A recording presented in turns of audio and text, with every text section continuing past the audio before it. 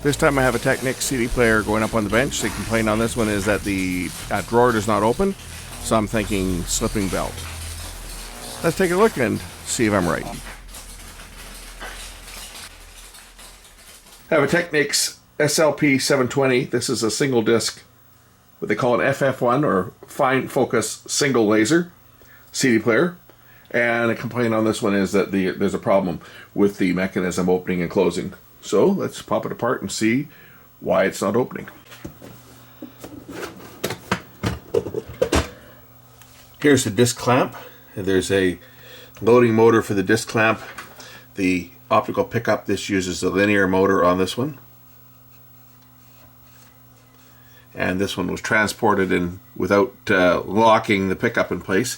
Whenever you transport these units, you should lock the pickup in place by pushing the little lock or pulling down the little lock on the bottom. What that does is it prevents the pickup from moving. And then you push this little button in on the bottom before you use it. That releases the lock. Otherwise, the pickup can slam back and forth if the unit is bumped around.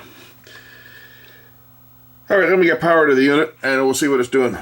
Incidentally, this one features the Burr Brown PCM54HP, which is a very sought after DAC. Burr Brown made some pretty nice sounding DACs back in the day. Okay, power's on. Of course, it's going to open. Complaint was that it wouldn't open unless he lifted up the clamp. Then it would open. And of course, I think the belt is probably worn out. That's what the problem is. Yeah, the belt is worn out. If I just ever so slightly touch it, it won't open. So there's a belt that goes on the bottom of this motor here, and that one there is going to be slipping. I'm going to lift the chassis out so that I can get to the bottom of the mechanism to change the belt. To do that, there's 4 screws that need to come out.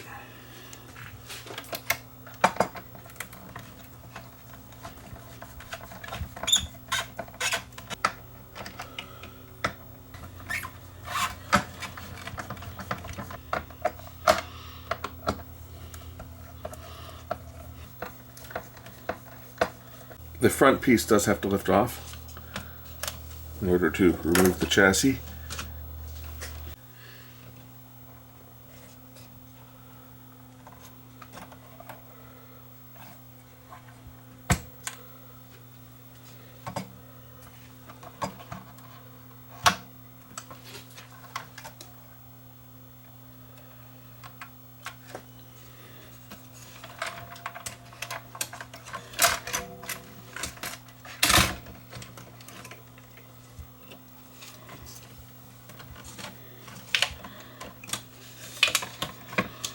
This is the belt I want to change right here.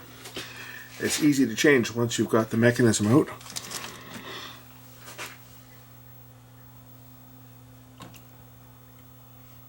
Just comes off just like that. We'll find a replacement. This one, as you can see, is pretty shiny and slippery. So this is a replacement. This is the original one. You can see how it doesn't stretch. It's lost its elasticity. That could come back if it's boiled, but this one here is worn out, and this is the replacement. You can see how this one here has got a lot of give to it. It's about the same size, a little bit smaller, which is what we want.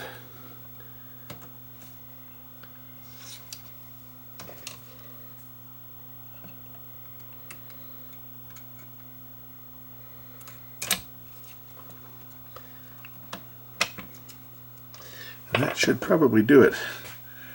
Now that we've got this unit apart, we can actually see this is the linear motor that moves the pickup back and forth. A coil on here, it's like a voice coil like you'd find on a hard drive.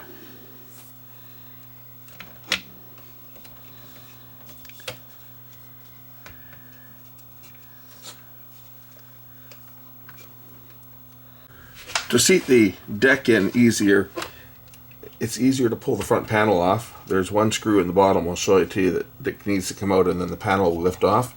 And then the transport itself can be set down onto the springs. The reason why you pretty much have to do that is because there's screws that stick out from the bottom that you can't take out through here because the heads are too large, so they have to actually fit through and sit on the suspension. And then the screws can be screwed back down. You'll notice I have my hand resting on the chassis. That's to dissipate any static charges, and I'm not touching the metal contacts on the end of that flexible cable. I'm only touching the insulated portion because the pickup is very sensitive to EST discharge. The unit itself is grounded. It's not powered. I don't have the AC power plugged in, but I do have it grounded through my receiver. Now we put the front panel back on.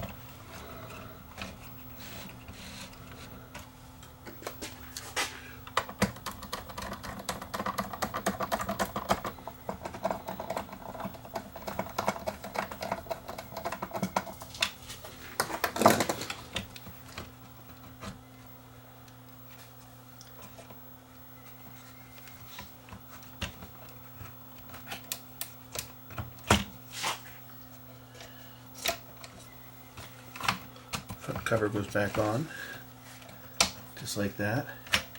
It clips in place, and there's a screw that holds it in on the bottom.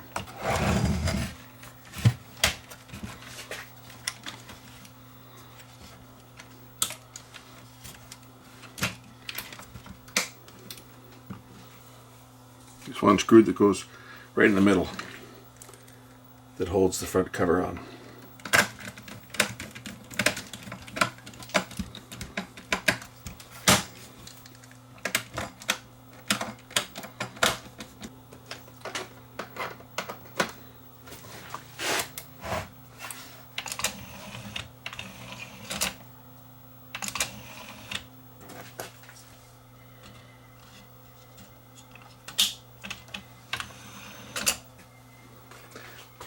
Now I need to unlock the optical pickup, as I locked it for protection when I was working on it.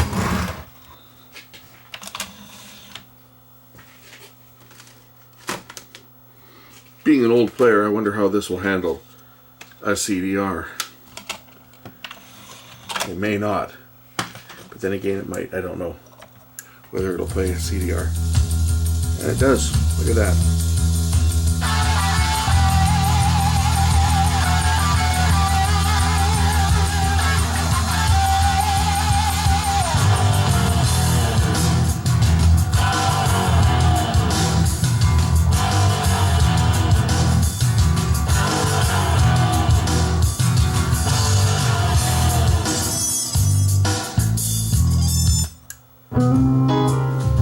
One thing that was always nice about these type of CD players is the incredible fast track selection. They're really quick because of the linear motor right to the end of the track here. That's track number 18. If I go back to track 1, look at that, right? 18.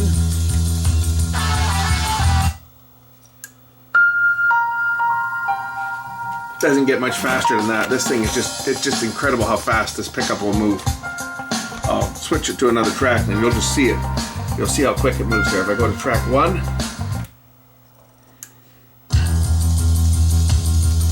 track 5,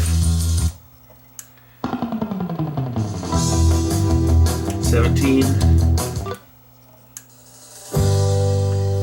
18, right? 16.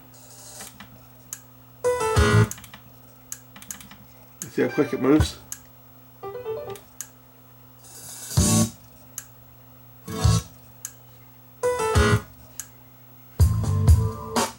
And now it opens like it's supposed to.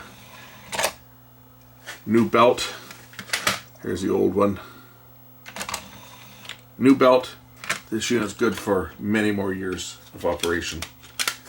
Let's see if we can spot how bright this laser is on this one.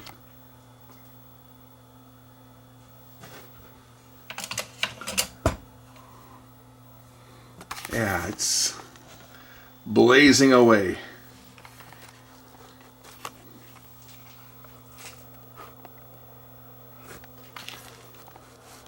As you can see how quick this linear motor moves. if I open it and close it. It's looking for a disc. Oh, it doesn't even go to the home position. It looks for a disc first. Interesting. And then when it finds something, then it goes home. Unlike other units which spins, then it goes back home. Interesting.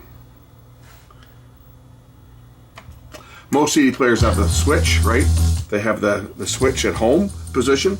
They always move to the table of contents. These ones here, they spin up first to see if there's a disc in there, and then only once they see a disc, then they actually go looking for the table of contents.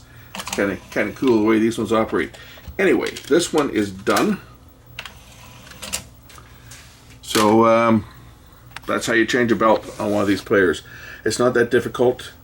Do take out the screw on the bottom. Take the front faceplate off though on this model. The screw is right down here. It's right there. Do take that screw out. Then the front panel will lift off quite easily. And once the panel is lifted off, then it makes it really easy to lift the transport out. You can lift it out without removing the panel. The problem is when you go to put the transport back in, it sits on springs. I think you guys probably saw the springs there. This is a floating mechanism, you see. The mechanism floats. It sits on springs. And because you can't remove the screws are sticking down. So it's a little more difficult to try to get the thing back in place with the front panel on. So you're going to need to remove that anyway to put it back together. Anyway, done. This one can go back to its owner. This is the customer's machine. Throw the top on it and send it on its way. Thanks for watching. We'll catch you in the next one. Bye.